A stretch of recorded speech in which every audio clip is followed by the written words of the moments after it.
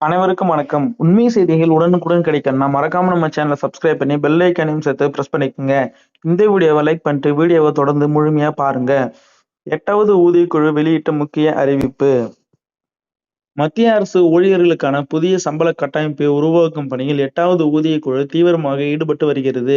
குறைந்தபட்ச மற்றும் அதிகபட்ச ஊதியங்களுக்கு இடையிலான வித்தியாசத்தை குறைத்து அனைத்து நிலை ஊழியர்களுக்கும் சமநிலையான ஊதிய அமைப்பை உருவாக்குவது தொடர்பாக பல்வேறு முன்மொழிவுகள் பரிசீலனையில் உள்ளன.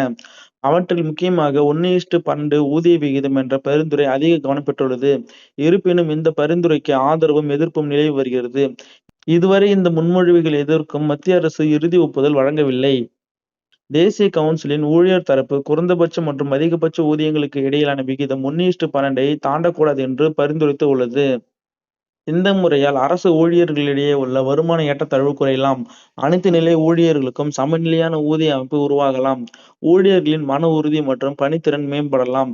சமூக நீதி அடிப்படையிலான சம்பள கட்டமைப்பு உருவாக்கப்படலாம்.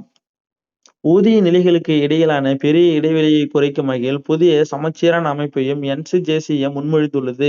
இதன்படி ஒரு ஊதிய நிலையிலிருந்து அடுத்த நிலைக்கு செல்லும் போது சம்பள உயர்வு சீரான முறையில் அமைய வேண்டும் என்று வலியுறுத்தப்பட்டுள்ளது.